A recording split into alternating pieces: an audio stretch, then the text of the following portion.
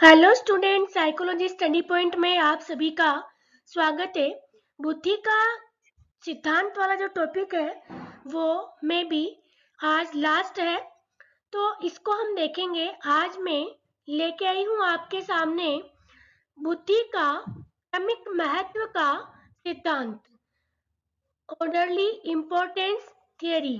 इसके प्रतिपादक हैं पीई वर्नन एवं बर्ट।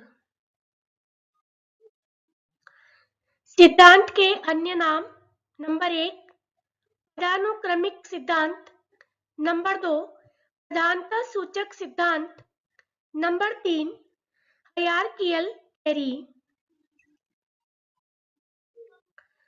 ब्रिटेन के मनोवैज्ञानिक पीई वर्नन और बर्ट ने जीएस तथा समूह कारकों से संबंधित सिद्धांतों का संश्लेषण कर एक नए सिद्धांत का प्रतिपादन किया, जिसे क्रमिक महत्व का सिद्धांत कहते हैं। उनकी मान्यता थी कि मानवीय योग्यताएं क्रमिक रूप में व्यवस्थित होती हैं। इस क्रमबद्धता में क्रमशः सामान्य कारक, मुख्य समूह कारक, लघु समूह कारक तथा विशिष्ट कारक होते हैं। इन्होंने मुख्य रूप से स्पीयरमैन के सामान्य बुद्धि कारक जी को प्रथम स्थान दिया। दूसरे स्तर पर उपरोक्त मुख्य समूह कारकों को स्थान दिया और इन्हें दो वर्गों में विभाजित किया। नंबर 1 है शाब्दिक शैक्षिक मानसिक योग्यताएं, नंबर 2 है प्रयोगात्मक यांत्रिक अभियोग्यता। तीसरे स्तर पर उपरोक्त मुख्य समूह कारकों को अन्य लघु समूह कारकों में विभाजित करके रखा। शैक्षिक मानसिक योग्यताओं को शाब्दिक एवं आंकिक योग्यताओं में, प्रायोगिक योग्यताओं को यांत्रिक एवं स्थानिक योग्यताओं में। चौथे और अंतिम स्तर पर लघु समूह कारकों से संबंधित विशिष्ट कारकों को रखा। जैसा कि चित्र में दिखाया जा रहा है आपको, सामान्य कारक जी प्रथम, मुख्य समूह कारक शैक्षिक और प्रयोगात्मक, फिर लघु समूह कारक में शाब्दिक, आंकिक, अन्य और अन्य, इसमें यांत्रिक, स्थानिक, प्रचल और अन्य। फिर इन्होंने वापस विशिष्ट कारक में इनके तीन तीन भागों का वर्णन किया है। पी वर्णन ने मानव बुद्धि की संरचना को समझाने हेतु एक श्रृंखलाबद्ध प्रारूप प्रस्तुत किया है। मैटर वो का वही है, पर्पस वो का वही है, पर इसको अलग अलग रूपों में मनुष्य के सामने रखा गया है।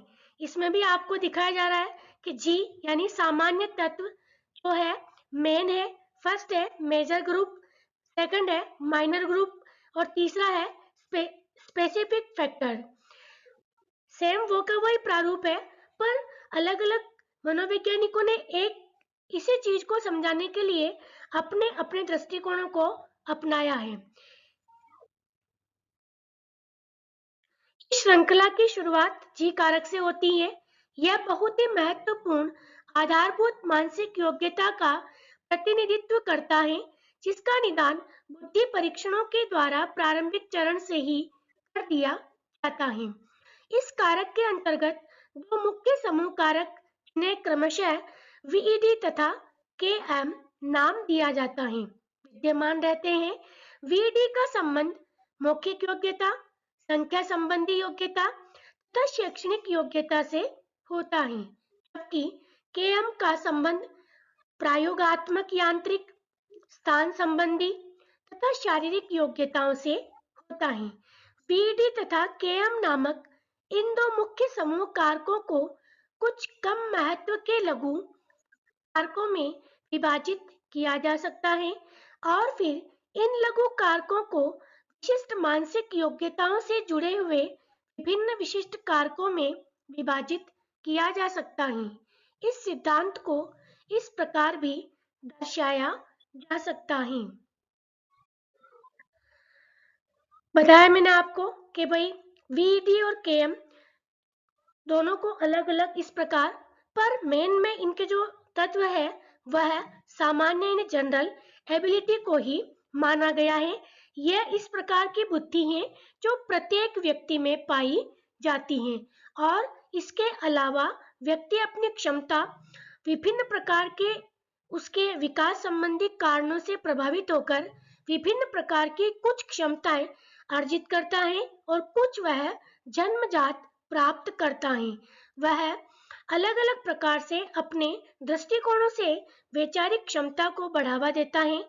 कहीं-कहीं आपने देखा होगा, एक कक्षा कक्ष में उपस्थित विभिन्न प्रकार के विद्यार्थी कोई यांत्रिक कार्य करने में परिपूर्ण होता है, कोई संख्याओं का ज्ञान रखने में परिपूर्ण होता है, कोई तर्क करने में, कोई शाब्दिक ज्ञान रखता है, कोई प्रत्यक्षीकरण और कोई स्थान संबंधी योग्यताओं में दक्ष माना जाता है। तो इस प्रकार इस सिद्धांत की जो प्रक्रिया है उनमें प्रमुख एक ही कारण बताया गया है, वो है जी फैक्टर यानी जनरल एबिलिटी।